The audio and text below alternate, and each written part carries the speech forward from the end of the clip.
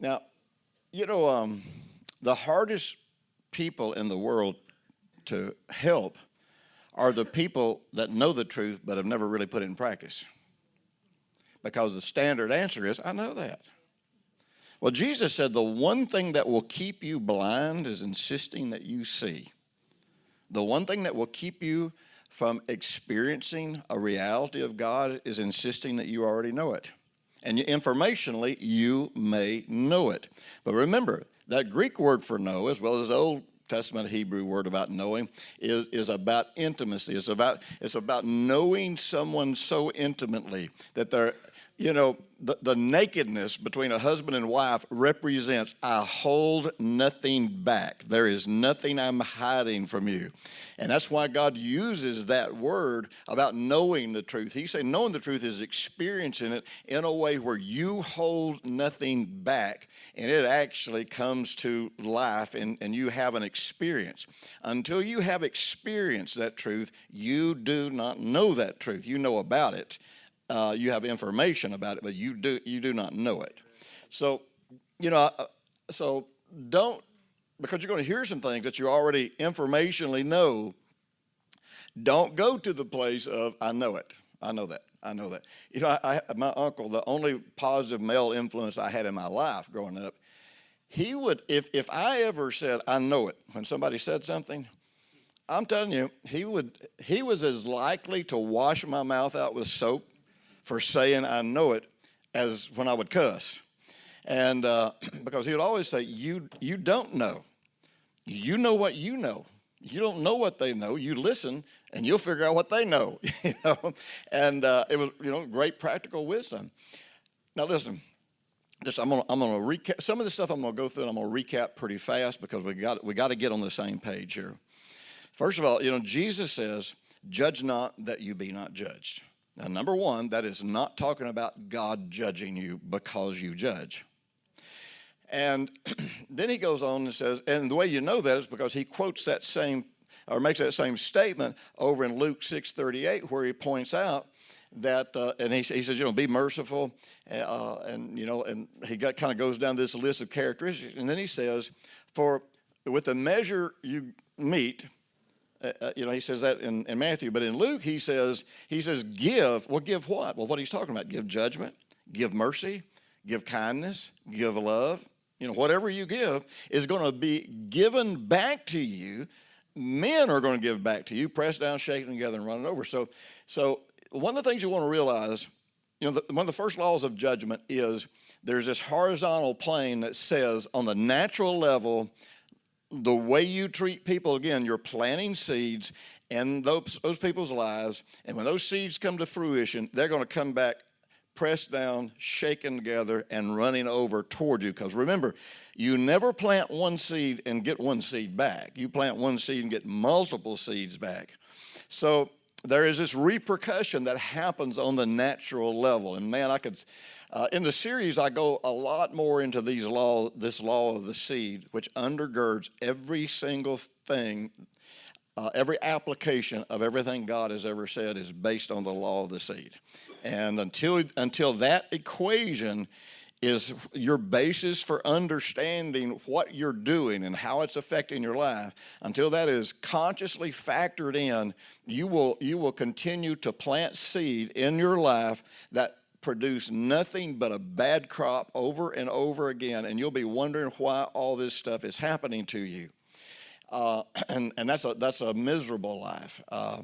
So now we talked about judgment, and I'm not going to go into the full explanation of it again for time's sake, but the most basic form of judgment in relating to one another is to assume to know why someone does something. Clint, I want you to go back and stand at the back door, okay? I want you to go back. Now, what I want you to do is, let's see here. I'll tell you what, here, we'll have you come down the middle aisle here, because that way people on both sides can participate. Now, here's what I want you to do. I want everybody to turn, and I want you to look at Clint, and when he's coming down, I want you to say, good morning. Hey, quit that, Clint. Quit being friendly. I want you to say, hey, man, good to see you.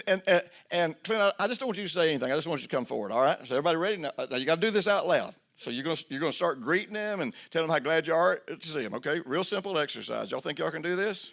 Yeah. All right, come on, let's do it.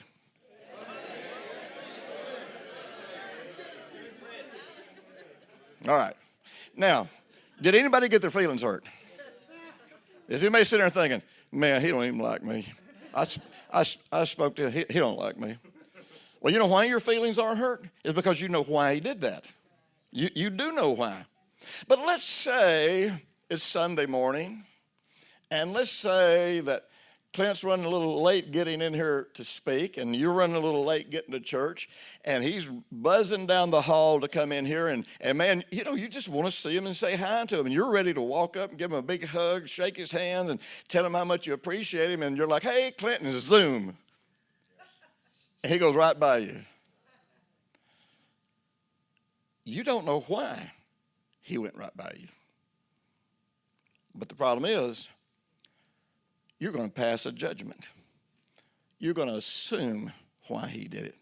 You're going to attach significance to that action based on your judgment.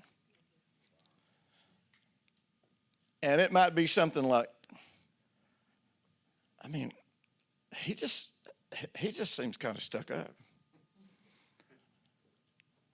And so you come in here in church, and he's in here preaching that day about relationships.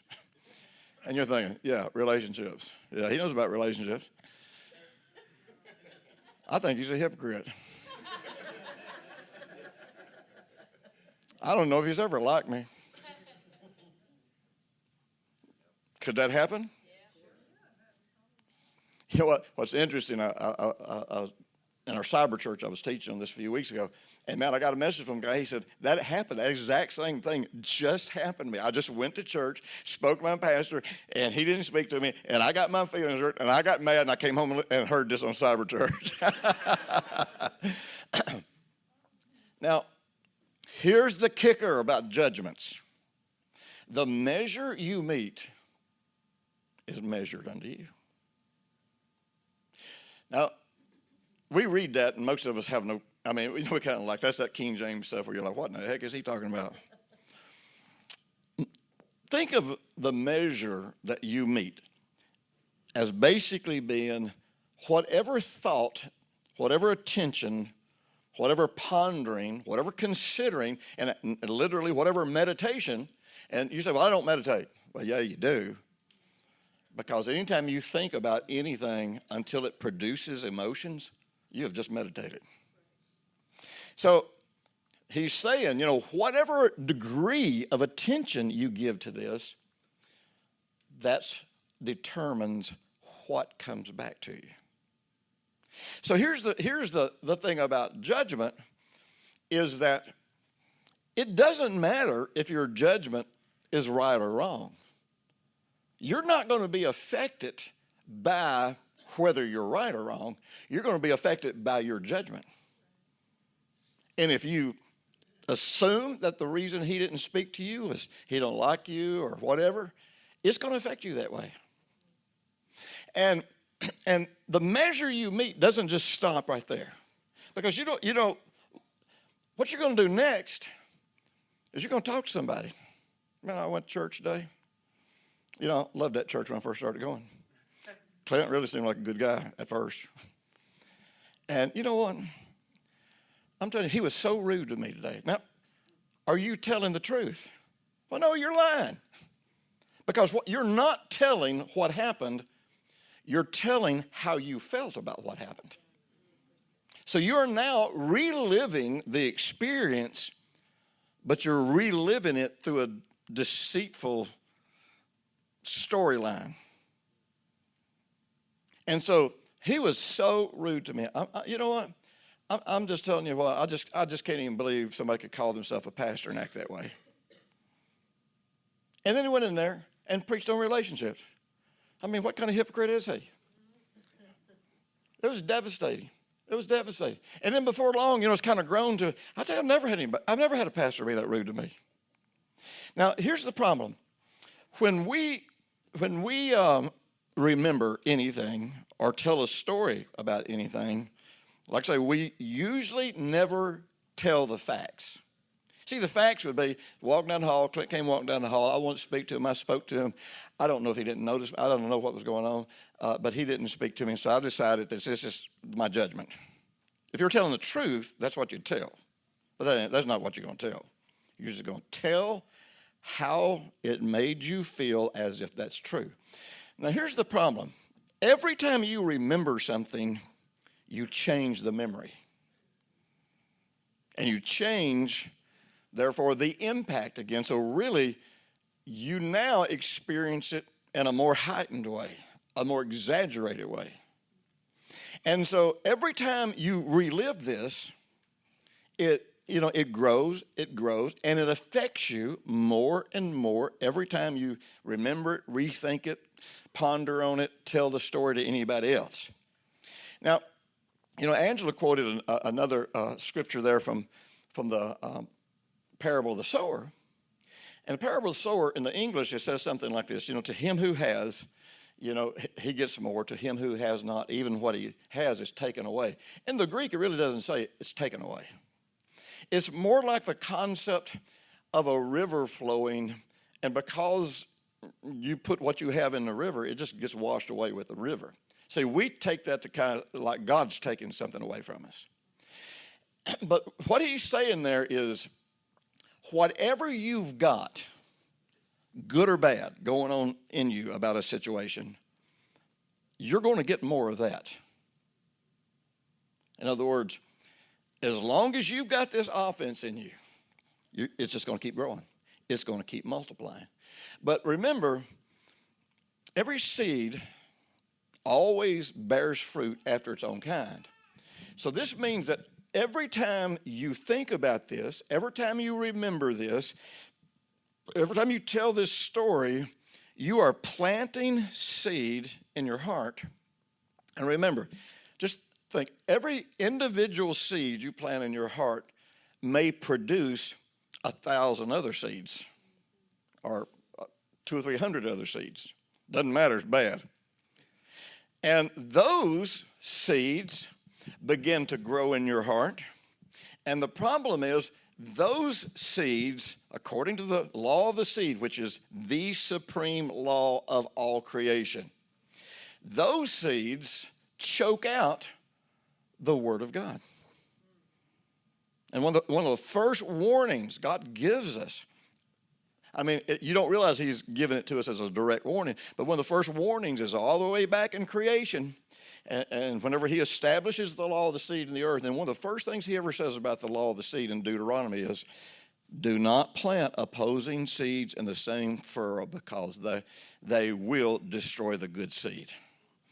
And so now you have set yourself up to relive and multiply offenses, not just this offense, but now this is going to grow into the way you look at other people, and you're going to be passing other people. And you can reach a place to where it's like, nobody loves me, I don't have any friends, no preacher is honest or trustworthy. You can't find a good church anywhere. I'm going to stay at home, and I don't even believe God's real anymore. You can go from one offense to there. You say, Jim, you're exaggerating. Listen, I've been in the ministry nearly a half a century. I have dealt one-on-one with more people than you'll probably ever meet in your whole life. I have seen people make this journey from one offense to multiplied offenses, to multiplied judgments, until literally today they're sitting at home, they're alcoholics, and they don't believe in God anymore. I've seen it happen time and time again. Now, so the cure, and remember, forgiveness, and again, I'm just going to give you a capsulization, because you guys who are here this week, and you got hours of this already, and you guys that weren't here, you can go back and get it. So the cure for this is, the prevention is, don't pass judgments. And I'm telling you, if you decide to make this journey, you will realize you'll start realizing today how many dozens, if not hundreds of times a day, you assume to know why somebody's doing something. We don't even know how to live without judgment. Almost all of our life is reactionary. See, we have this need to justify everything that we do. If somebody were to come to, there was a young man, we had a Christian school, kindergarten through 12th grade. And then we had a Bible college where you could literally earn a degree. And, excuse me, I got to take some herbs. They're going to make me preach real good.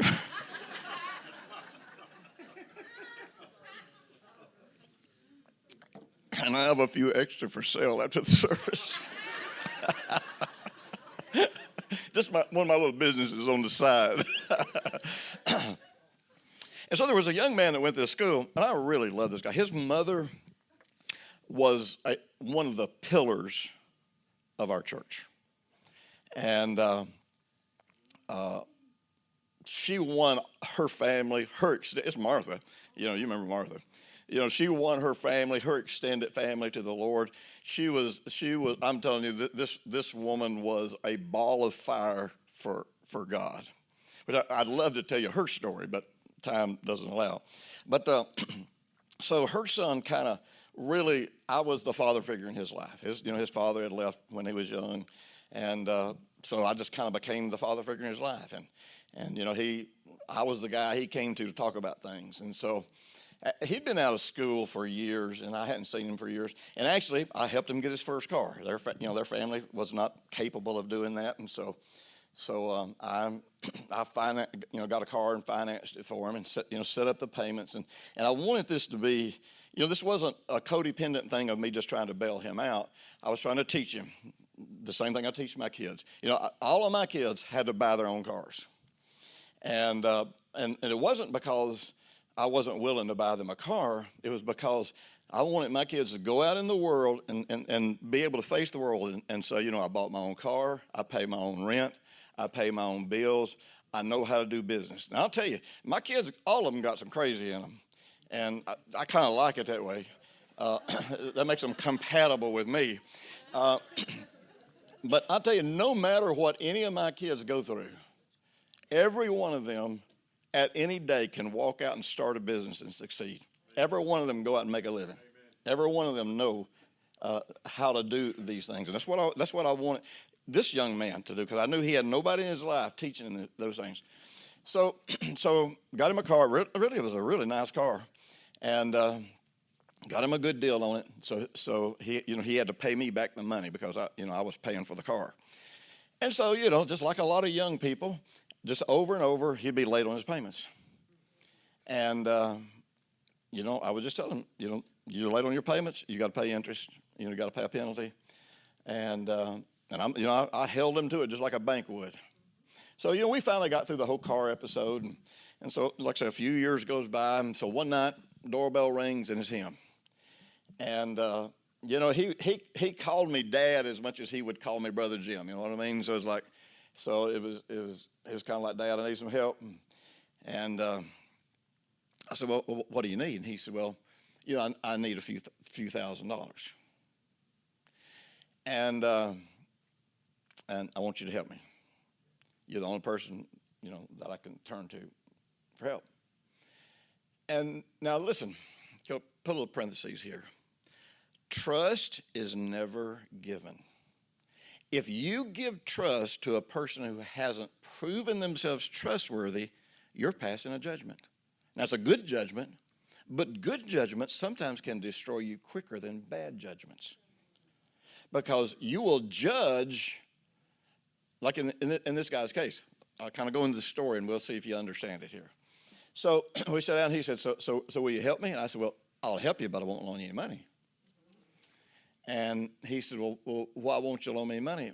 I said, with this, when we went through this thing with this car, you proved to me that I can't trust you financially. I said, now what I'll do, I will help you figure out how to solve this problem. We'll find a way for you to make the money. We'll find a way to negotiate with the people you got to negotiate with. I'll help you do every step of it, but I'm not going to loan you the money. Now, see, in situations like that, we're not comfortable saying no. We just don't want to say no. We want them to like us and all this kind of stuff. So usually we will pass a judgment in order to justify saying no. So what most people would have been, they would have said the same thing I said about the car, but then they would have told him why he didn't make the payments. And so the conflict that would emerge would not be about the fact that he didn't make the payments. It would be about the accusation that you made about why he didn't pay the payments. Does that make sense? We're going to go into this in husband and wife world in just a minute. So I didn't go into it. I just said, you didn't pay your payments regular, and so I can't trust you financially. And he said, but you don't understand. He said, I mean, there were things that happened. He said there were just things that kept happening. And I told him, I said, you know what? I don't know if you were just managing your money poorly, or if you're just like the most unlucky person in the world. And it could be any of those. And it really doesn't matter which one of those are, because your track record says, I can't trust you with money. But I love you, and I'll help you do this. Oh, man, he got his feelings hurt. He got mad and left and didn't talk to me for about a year. And I'm real comfortable with people not talking to me for a year at a time. Sometimes it just kind of gives me a break in my schedule. And so, but you know what was really interesting? He came back a year or so later. He said, listen, it made me so, I was so mad at you. He said, I was so mad that you would not help me. He said, but I'm going to tell you what. He said, you forced me to be a man, and I had to grow up. Amen. And I had to change the way I handle money. It was just that simple. Now, see, he knew I loved him. Now, what would have happened if I'd have gone into why I thought he didn't pay those payments? You're dishonest. You're lying. Or whatever. How do you think that scenario would have played out? See, you can't, we talked over the weekend about how that you can say almost anything to anybody if you truly love them and you're truly doing what you're doing for their good. Now, remember, loving somebody don't mean you like them. So don't get that confused. I did like him, but I'm not referring to him in that. But our problem is we can't recover people and help people. We can't even do this with our kids because we're busier addressing our judgments about why we think they're doing what they're doing, and usually we're wrong. And then they are hurt. We are filling them with offenses from our judgment, and that's where parents lose influence because now they can't trust us. Now they can't talk to us about their problems because they know they're going to get judgment. They're not going to get help. They're not going to get advice. They're not going to deal with the problem that is presented to them. There's going to be a fight about their judgments about the problem. And remember, here's the interesting thing about judgment. Judgment calls for a penalty. When you go to court, judge, he makes a judgment, and every judgment brings forth a sentencing. And if the person is judged innocent, and the sentencing is, we declare you innocent, you're free of the charges, you can go. If the judgment's negative, then a penalty is going to be dealt out based on what that judge's or that jury's judgment is about what the person has done. Well, see, inside of us, when we pass a judgment, emotionally, on a very subconscious level, we then begin to mete out the penalty that we think that infraction deserves. And you will find that you will change toward your children. You will change toward your friends. In the case of, the scenario that we created about CLINT, you will not only change toward your pastor, you'll change toward your church. Because that judgment requires some kind of penalty. And so we get into attack mode. They get an offense. They get into attack mode. And you never solve the problem. Do you know most husbands and wives and most parents and children never solve any problems? They fight about the judgments. So in practical application, we're asking, we have to say, well, how do I solve any problems? Well, I can tell you this, you can't solve problems by passing judgments. You know, one of the things, boy, when I first started kind of going down this journey, it started, I'll tell you where it all started. The scripture that all of this started around wasn't about judgment. The scripture was where is it in Luke, I think maybe Luke 21, where somebody comes to Jesus and says, Jesus, explain this to me. Ask him a question. And he asked him two questions. He says, what does the scripture say and how do you read it? Anybody remember that? Man, I can remember when that exploded inside me. Because, see, we would think just to say, well, what does the Bible say? It don't matter what the Bible says. What matters is how you read it. Amen. And this set me off into what became a lifetime understanding is that I never see anything as it is. I simply see it as I see it. Now, if you are not comfortable being wrong, you can't even make this journey. No, I'm serious. And one of the things we got to get comfortable with is it's all right to be wrong. Because if you're not all right being wrong, then you can't ever learn anything.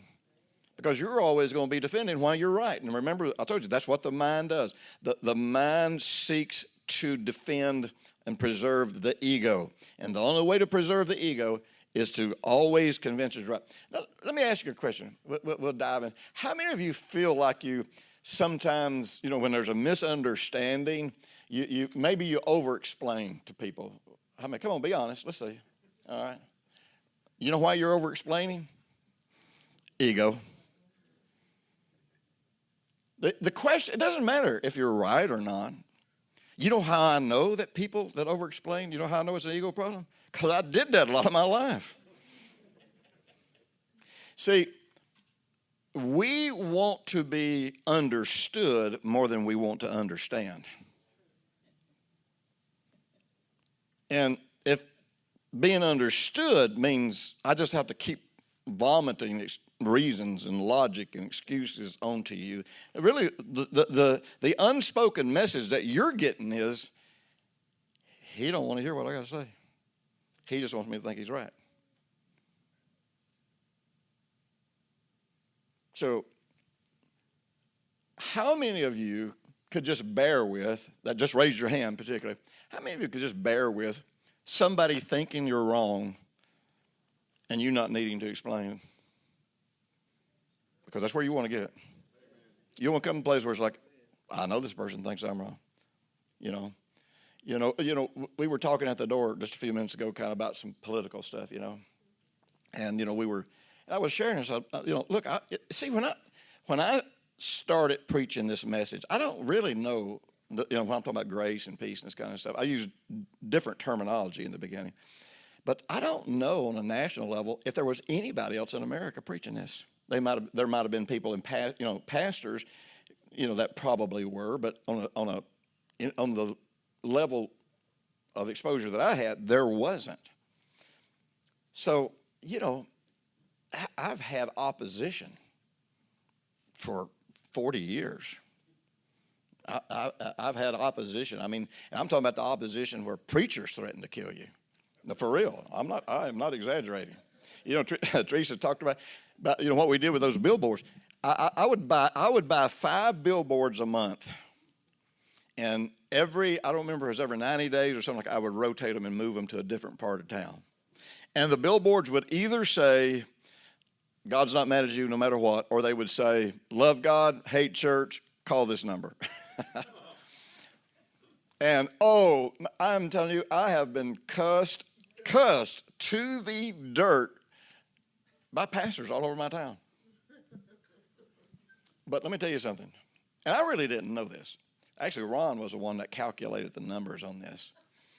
Our time in a little old building, auditorium, not much bigger than this, and the time that our church was there, we had over 10,000 first-time commitments to Jesus. Now, most of them went to other churches, and I was fine with that because most of them I didn't want in my church. Not because they were bad people, but I could see they wanted to make another journey. I'm not interested in having people in my church and me trying to take them on a journey. They want to go somewhere else. You know, Brenda needed me to pick up some buttons from a fabric store for her one day. So I go in this fabric store, and, I just go over and find the buttons that she told me to get. And so I get up there in line, and, I'm standing in line, and there's like, I don't know, 2 or 3 people behind me. And so I get up to the cashier, and she says, I think I know you. I said, well, you might. She said, you're a preacher, aren't you? I said, yeah. She said, I'll never forget, she said, so, like, you're one of those holy preachers. I mean, she didn't know she had no religious background. I said, well, I don't know about that, but yeah, I know what you mean. And she said, you know something? I got saved in your church. I said, really? I said, so you're still walking with God? She said, yeah. I said, you go to church somewhere? She said, yeah. She said, I'm going to church with my family. I said, good. That's where she needed to be. That's where the best bond was for her to stay in church.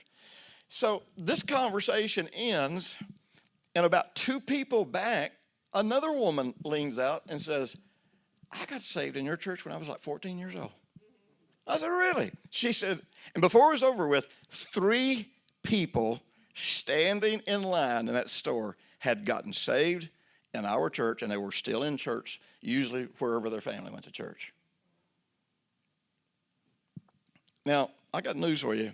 If I'd been fighting against everybody that was attacking me or trying to explain everybody that was attacking me,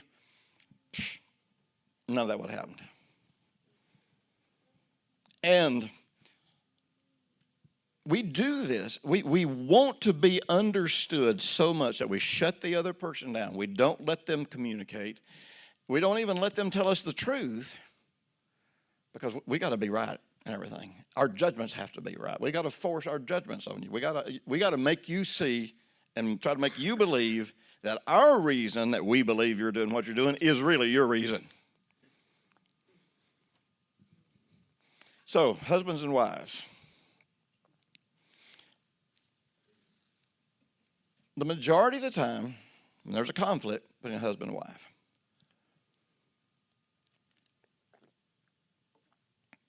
number one, husbands and wives don't talk about things. I told you the other day, I think I said this the other day, in our premarital counseling program, 50% of the people that went through my premarital counseling decided not to get married. And the only reason they decided not to get married was because I got them to talk about the things that they thought they had actually discussed that they really hadn't. They had assumed that they were on the same page. And when they would talk about things, they would realize how incompatible they were. And then they had to decide, do I care enough about this person to make adjustments? And often as not, they didn't.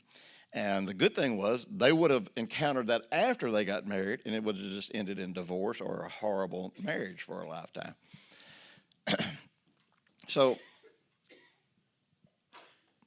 when couples have conflict, well, let me back up. First of all, we just don't voluntarily, in a peaceful way, know how to approach other people.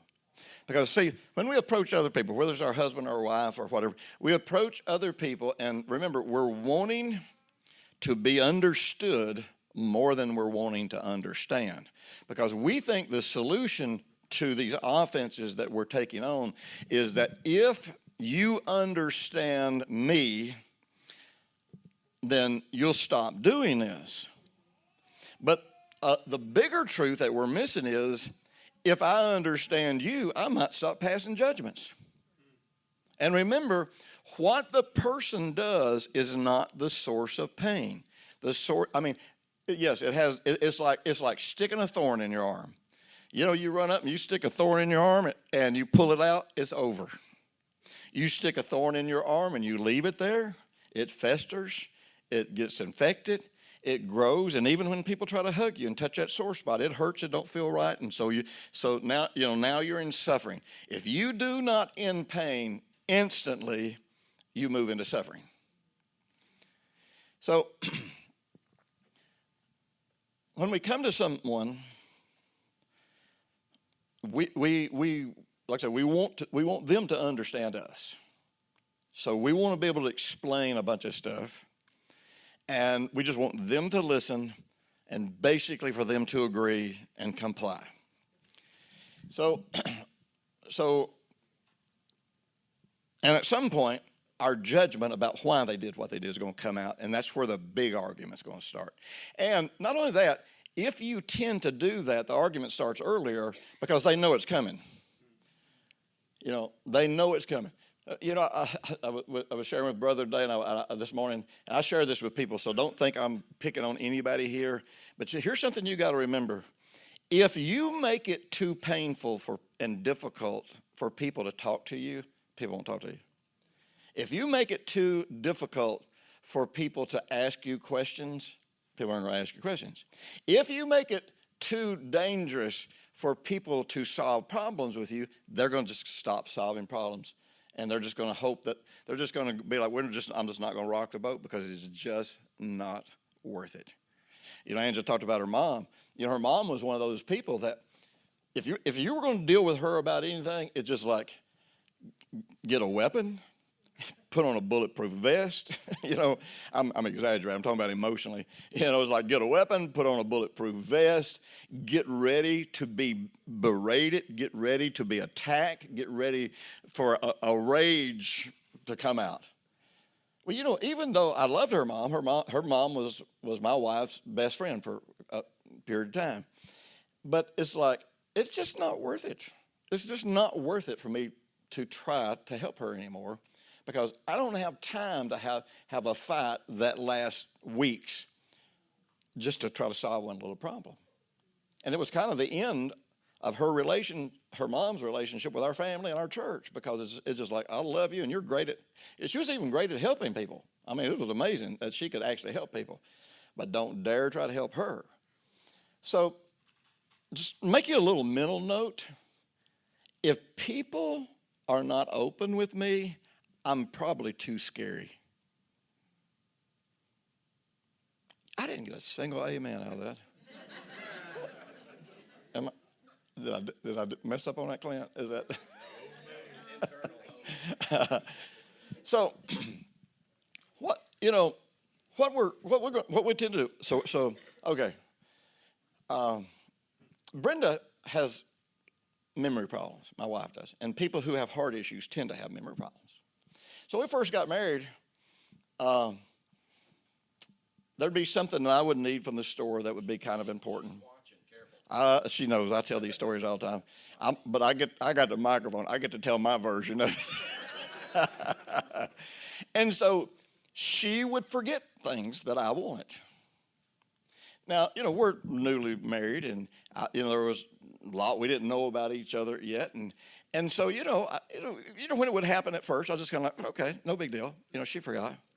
But then every now and then I'd notice, like, but you remembered the favorite cereal that the kids wanted. Or you remembered this. Now, this is just going on internally. This was outwardly, I was still trying to act like a good husband.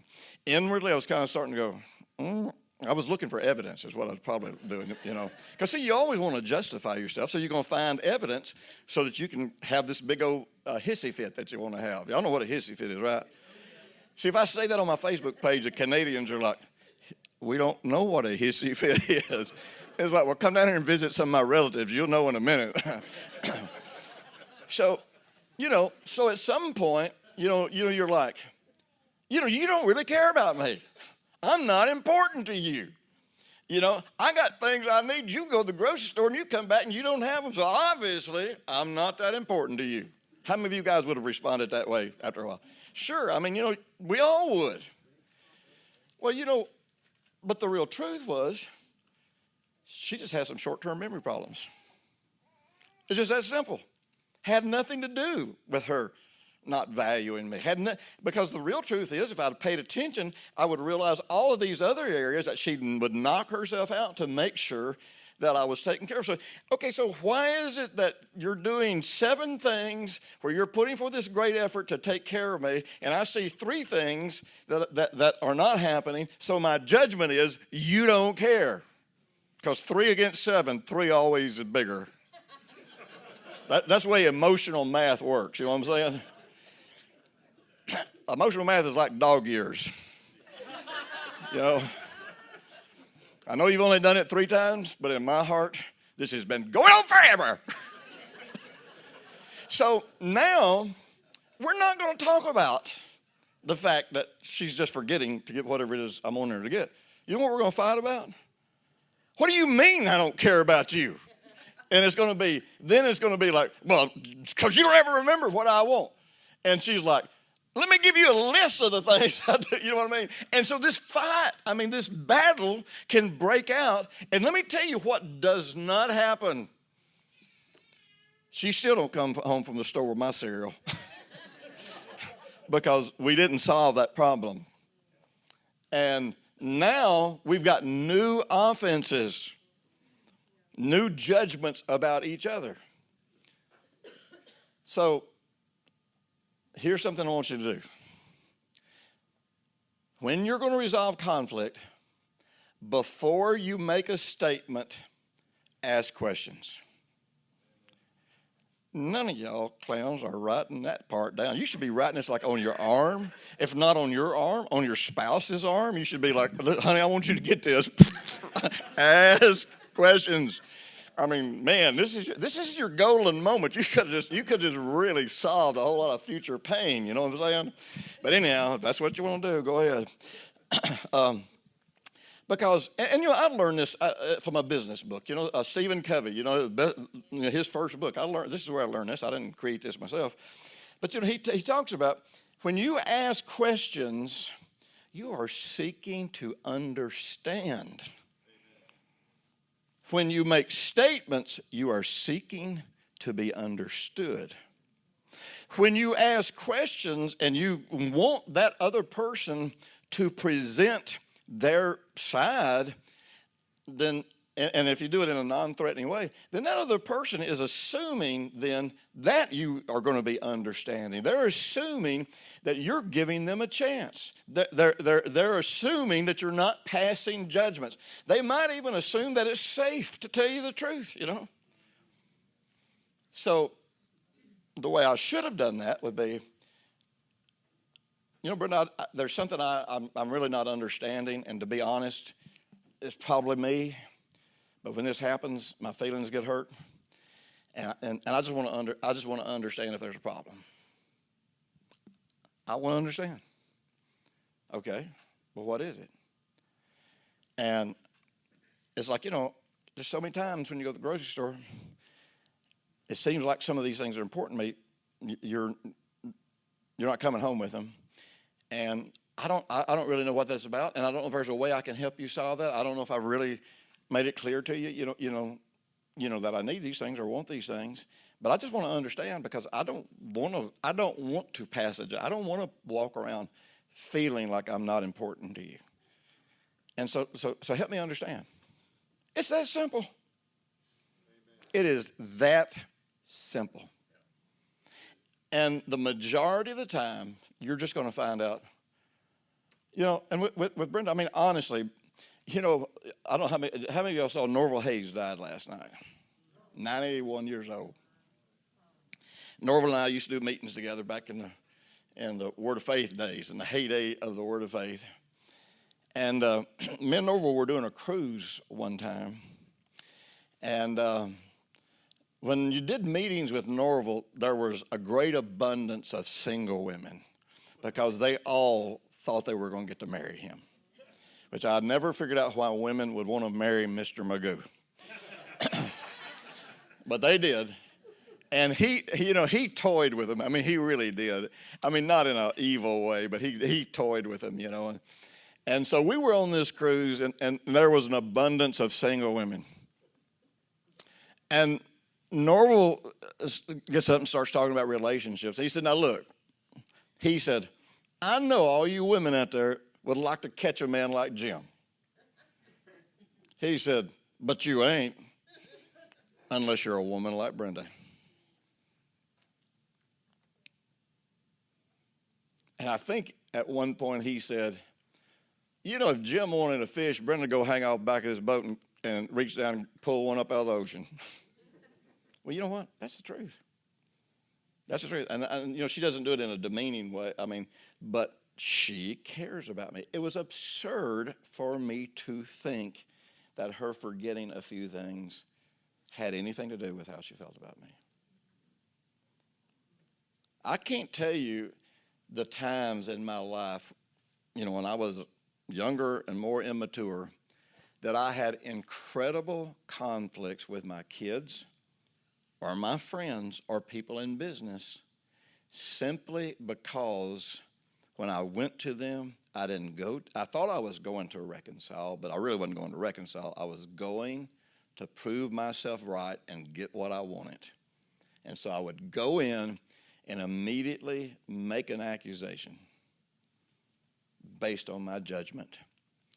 And there was no solving the problem from that point forward. So there's a few concrete principles we have to have here. Number one, concrete principle is this. I never see anything the way it happens. I just see it the way I see it. That's it. Any of you guys ever gone to the grocery store? Any of the men? This is a man question. You go to the it's kind of interesting because I'll go to the grocery store anytime Brenda ever needs me to. I don't mind, And it's amazing how many more men you see in the grocery store now than even 20 years ago. And part of that's because women are working a little bit more, but maybe men are getting less chauvinistic. I don't know. But I think it's a good thing, that people pitch in and help, that couples pitch in and help. But there's been times, Brenda would say, she'd be cooking and she'd say, oh man, there was something, I can't remember what it was that she needed, but she said, now make sure that it has no salt in it. And she said, and it'll be on the label. And so she tells me, go get me 4 cans. I've got to have it right now. I'm out, Noah's out, and she'd be in the middle of cooking, and she'd be at that stage. Got to have it now. Man, I would just jump in the car, tear out to the grocery store. And I can remember this particular time. I remember, man, I'm down here looking at these cans. And it's like, okay, this is it. And I remember looking at that can and seeing no salt on the label. 4 cans, run to the cashier. Man, I'm going to run home. Supper going to get fixed. I'm going to be the hero.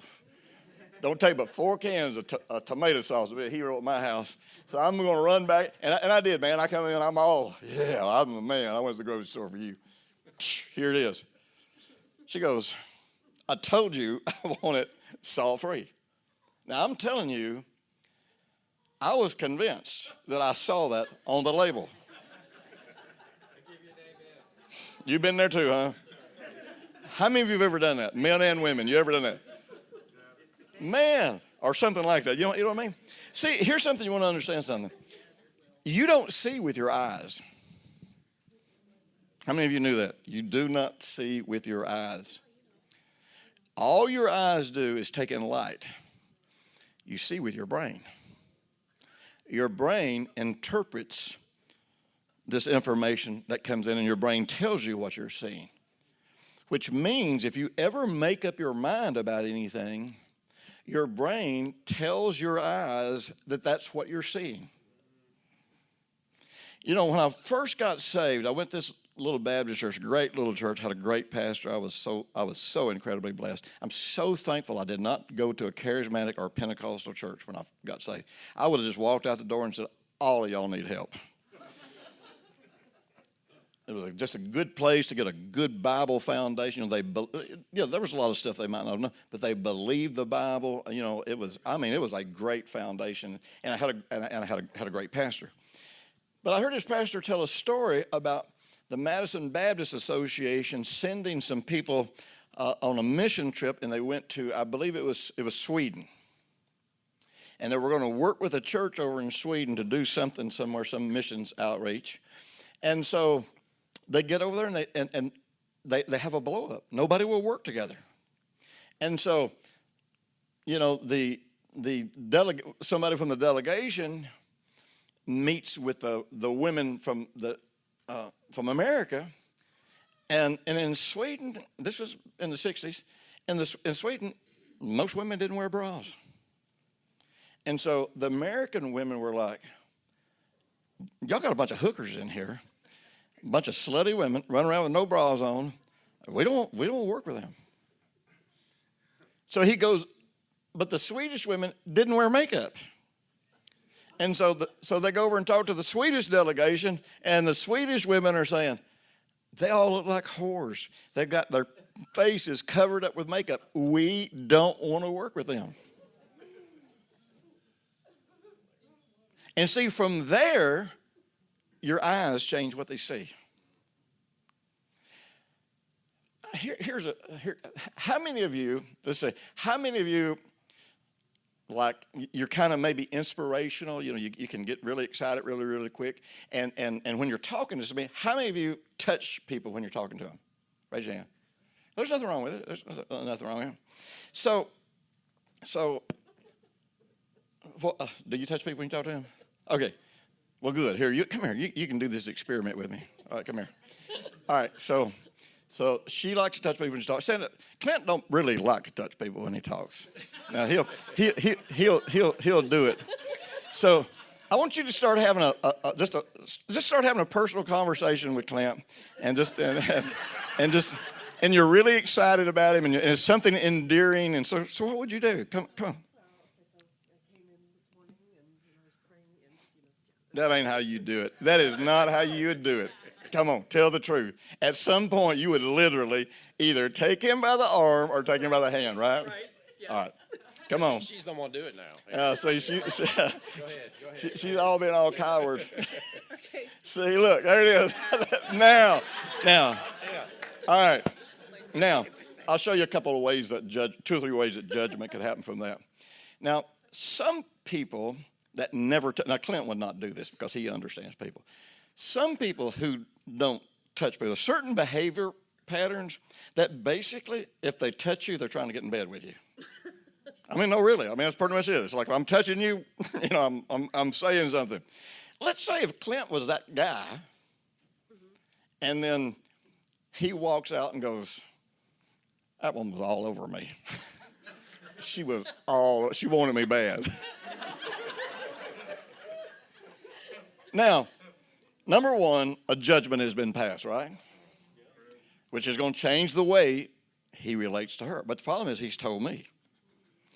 So now we'll pretend like you're not the husband. You get up over there. Come on, stand up over. So you're just going to be somebody in the church and that she's talking to that's new in the church and excited about God. And so now go over and talk to him and do it that way. So you start talking to him.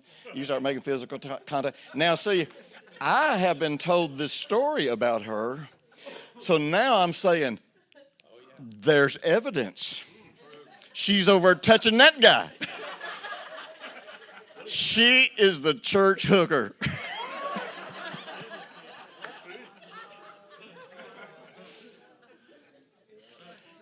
All of you that raised your hand, particularly if you're a female, you have somewhere in your life had people accuse you, haven't you? And the people that accused you, I guarantee you, they were people that didn't like to touch other people. They don't want people to get inside their circle. Listen, we do this. Our tendency is we look at anything and we immediately decide why it's happening. And here's what our judgment is based on. Our judgment is based on, if I did this, this is what I would mean. We used the example yesterday, like if you're kind of I'm a bottom line person. Just give me the bottom line. And then we'll be sociable. I don't want sociable first and then bottom line. I want bottom line first. And you give me bottom line first, I'm like, cool. And then suddenly we can do anything. We can talk about anything. Even if I don't like the bottom line, I'm fine. You know what I mean? Because at least I know what I'm dealing with. And so to me, that's a courtesy. But if you're not a bottom line person, which she might not be. Are you a bottom line person? Okay. So if I walked up to her and said, listen, I need you to get back here and take care of this stuff. We got something happening in children's church. Just kind of get on back there and take care of that. That's bottom line. Right. What would you think? Yeah. You think I was being mean, right? Right. You think I was mad about something, right? Pushy. Yeah, being pushy, mad, upset about something. But you know why that's her judgment of me? Because she's projecting her motives onto me. See, we believe that everybody does everything they do for the same reasons we do. That's a judgment. All right, y'all can sit down. But keep your hands to yourself. I don't want no makeout sessions here in church. I know. So we've got to come to this place to where I don't see anything as it really is. Because you don't see anything as it really is unless you know why it's happening. You only have an interpretation of what's happening, and that interpretation is going to be a judgment.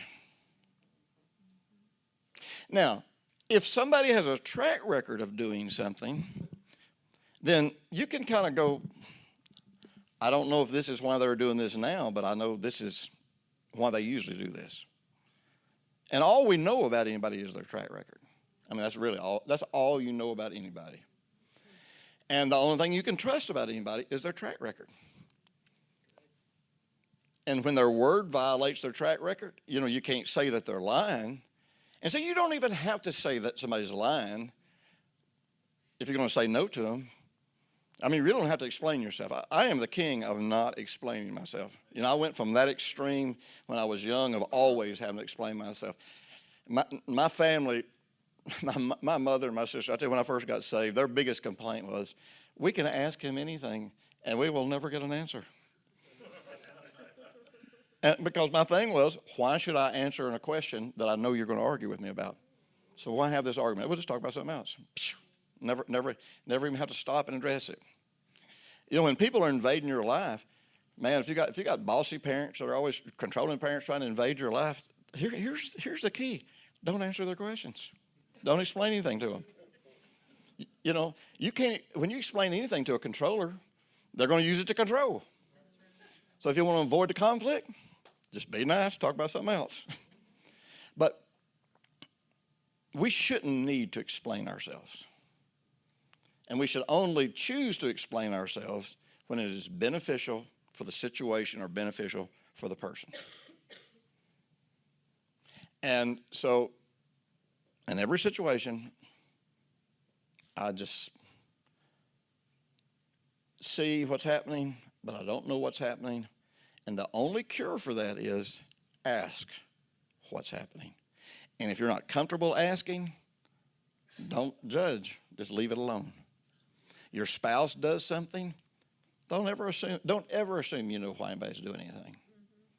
I mean, even no matter how well you know them, and even if you know their track record, because all you can say is their track record says they tend to do this, but I don't know if this is why they're doing it today.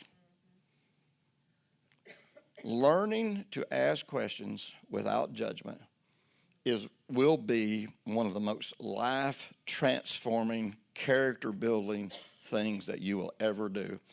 And when you stop passing judgments, you will stop having conflict in your life. And even when other people want to have conflict, you won't be in it.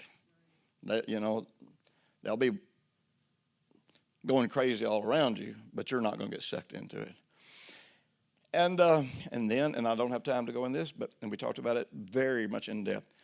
When you do realize you have an offense, you have to send away that feeling, that pain, not the person, the feeling. And when you send away that feeling, then you're back at peace. And in the place of peace, you can decide how you want to relate to that person, whether you should or shouldn't be involved with that person.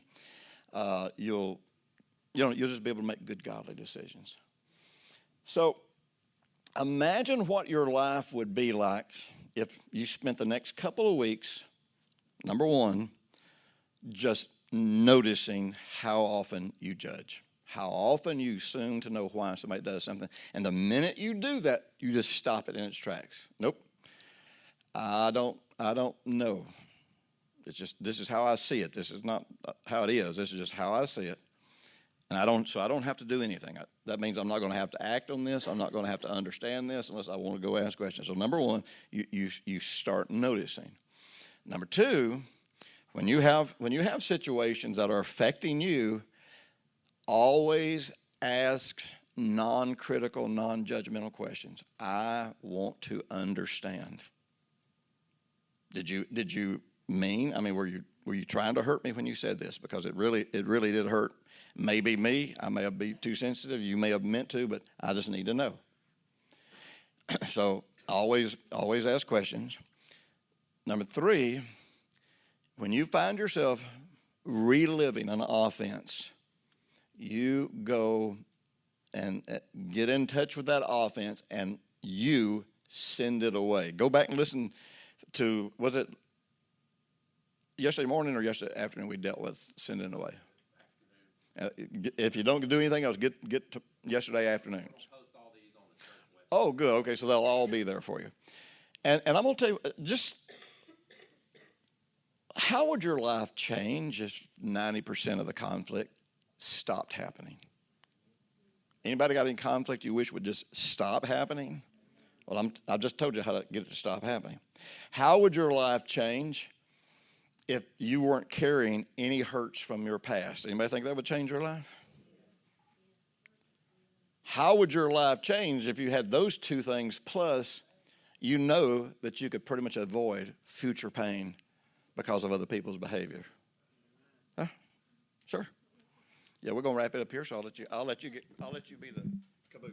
Well, I just wanted to say, when we're steeped in this judgment, we end up judging God. And when I explained earlier about how, it was the moment that I grasped what he's trying to say here, the moment I grasped it and judgment began to, I began to release it and let it go, I realized also that I had judged God. Now, things were pretty good this way. I had it in me that God was good. I knew he wasn't mad at me. I had all of that. But I had been in judgment of God about my relationships with people because I thought God wasn't coming through.